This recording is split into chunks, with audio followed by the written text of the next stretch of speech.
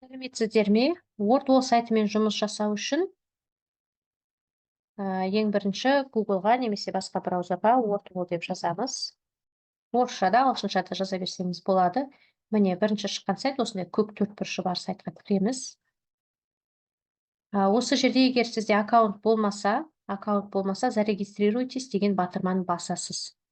Жаңадан регистрация өтесіз. Google арқылы тіркелуге болады, немесе өзіңіздің электронды почтаңыз арқылы тіркеле аласыз. Мына жерге электронды почтаңызды жазасыз, пароль жазасыз және жазған пароліңізді қайталайсыз. Логиніңіз бен пароліңізді, электронды почтаңыз бен пароліңізді блокнотыңызға жазып қойыңыз. Wordwallдың логині және паролі деп. Келесі страна Қазақстан, сосын я принимаю деген жерге галочка басып, зарегистрироваться деген батырманы басасыз.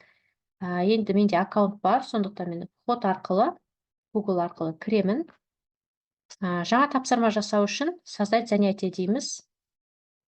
Создать занятие деген жерде көптеген шаблондар шығады. Міне, про шаблондар, яғни платный версияның шаблондары бар. Тегін шаблондарда жеткілікті. Енді тапсырма құру үшін кез келген таңдайсыз, мысалы, сопоставить. Үстінен шертіп басамыз.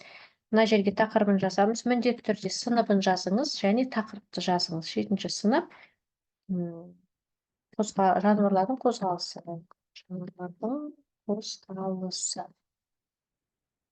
Сұрағыңызды және жауабыңызды жазасыз. Сұрақ-жауапты жазғаннан кейін, сұрақтар өте шұбыртпа, ұзақ болмағаны дұрыс, өйткені сөздер көп сұрақ болса, ол кішкентай болып көрінеді тапсырманы орындағанда, оқуға қиын болады. Сосын 3 сұрақ құрадық. Міне, тағы сұрақ құрау үшін добавить элемент деген кнопканы басамыз, әрі қарай жаза береміз. Міне, добавить элемент деп. Тапсырманы құрып болғаннан кейін выполнено деген кнопканы басып көреміз. Міне, қате бар ма, жоқ па қараймыз. Қате жоқ, бәрі жақсы болса, орындап көріп, отправить ответы дегенді басамыз. Міне, қате дұрысын өзі бірден көрсетеді. Көк галочка жанса дұрыс, крестик болса қате. Показать ответы. Дұрыс жауабын көруге болады, правильный ответті көруге болады, мои ответті көруге болады. Енді төменгі жақта параметрі бар. Параметрі арқылы сіз уақытын реттей аласыз. Яғни таймер қоймасаңыз болады, немесе прямой счет қойып қойсаңыз болады. Прямой счет ыңғайлы. Бұл жерде 0-ден бастап уақыт айналып тұрады, және бала жауабын әкеліп сізге көрсеткенде сіз уақытына қарап, аз уақытта орындаған балаға жоғарырақ бал, ұзақ уақытта орындаған балаға сәл төменірек бал қоюыңызға ыңғайлы. Қарай аласыз, кім қанша уақыт кетіргенін. Немесе обратный счет, шектеулі уақыт қоюға болады. 1 минут, 30 секунд деген сияқты. Әр сұрақтың уақыты бұл, бір сұрақтың уақыты. Сосын, мына жерде бір өзгеріс енгізіп жасайтын болсаңыз, применить к этому занятию деген батырма міндетті түрде басу керек. Бұл батырманы баспасаңыз, мына өзгерісіңіз ауыспай қалады. Тема таңдай аласыз, теманы үстінен шертсеңіз, міне, автоматты түрде ауысады.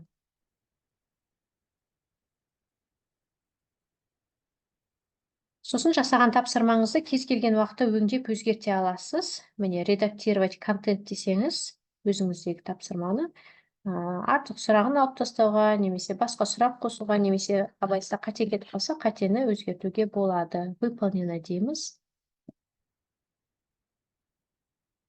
Болды. Енді бұны оқушыларға қалай ұсынамыз? Поделиться деген батырманы бассаңыз, осындай бет шығады. Опубликовать дейсіз.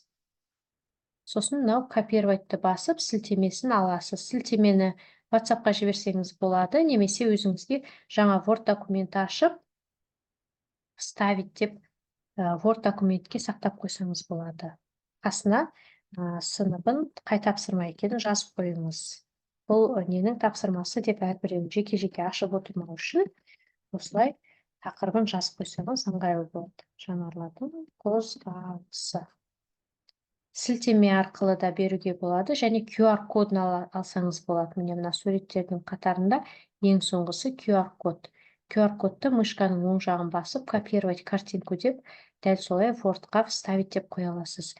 QR кодты қағазға шығарып ұсынсаңыз болады балаларға, немесе презентацияңызға қойып та көрсетуге болады. Балалар осы кодты сканерлегенде сіздің мына 7-ші сынып жануарлар қозғалысы деген тапсырмаңыз ашылады. Әр тапсырманың өзінің жеке сілтемесі және жеке QR коды бар.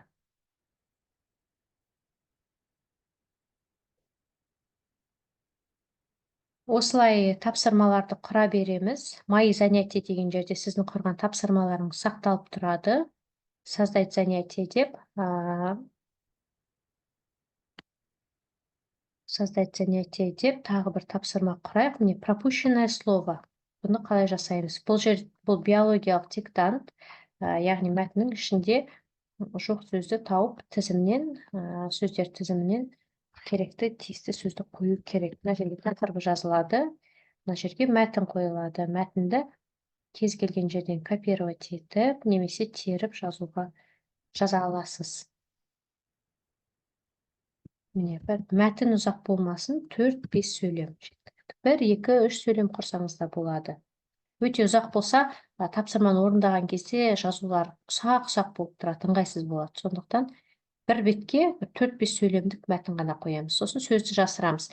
Жасыратын сөзді осылай мышкамен выделять етсеңіз, төменде сөз шығады, төменде батырма шығады, добавить иықтар деп. Соны баса саласыз. Болды, мына сөз жасырынады. Жалпақтығы деген сөзді жасырасыз. Төменде шықты добавить жалпақтығы, осыны басасыз. Добавить неверный ответ деген бар. Мүлдем мәтінде жоқ сөзді жауапты қоюға болады. Мысалы, иықтарына ұқсас сөз, қолдар дейік, қолдары деп теріс жауап қоюға болады. Келесі бет, добавить страницу дейсіз. Тағы да бір мәтін қояйық.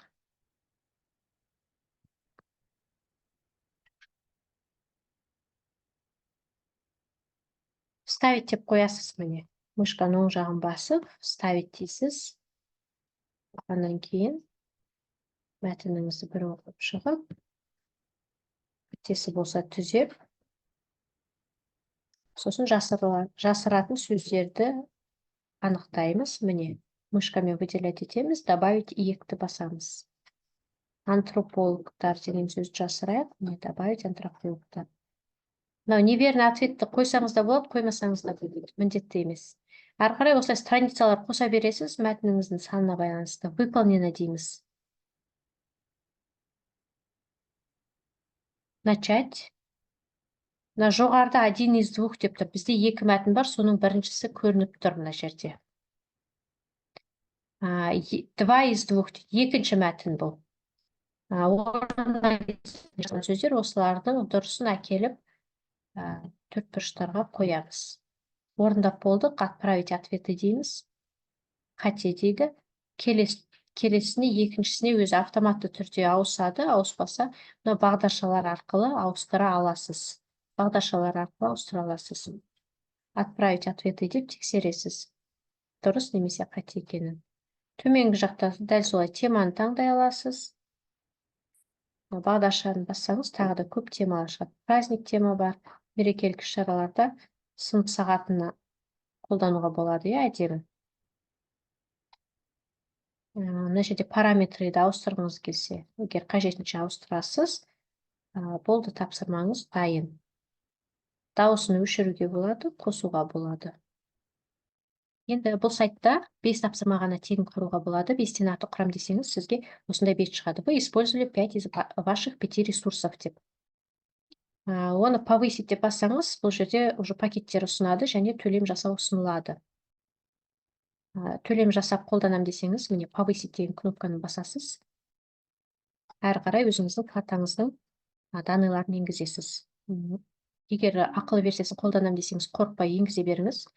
Бұл кәдімгі ресми сайт. Ешқандай кетіп қалмайды ақшаңыз. Тек қана ай сайын осы жерге списывать етіп отырады. Енді бұл бізге аса қажет емес, сондықтан біз 5 тапсырманы қолданып қойғаннан кейін 6-шы, 7-ші, 10-шы, 20-шы тапсырмалар қалай жасаймыз. Өзіміздегі 5 шаблон тұр. 5 шаблонның кез келген біреуін ашамыз. Құрып қойған тапсырманы ашамыз. Сосын басқа шаблон таңдаймыз мына жерден. Сопоставить дейді.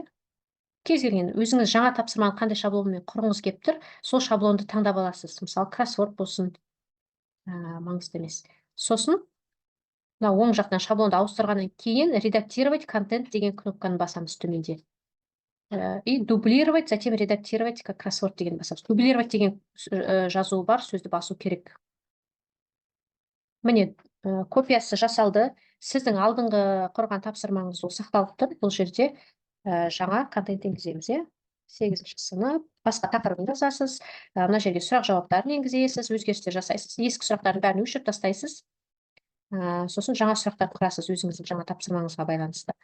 Выполнено дейсіз. Выполнено дейсіз. Болды, 6-шы тапсырмаңыз құрылды. Дәл солай басқа тапсырмаларды да құра бересіз. Өзіңіздегі бар тапсырманы 5 тапсырма, 6 тапсырма болды уже, иә? 6 тапсырманың ішінен біреуін ашасыз, шаблон ауыстырасыз, редактировать контент, дублировать дейсіз де, жаңа сұрақ жауаптарыңызды енгізіп, выполнено дейсіз.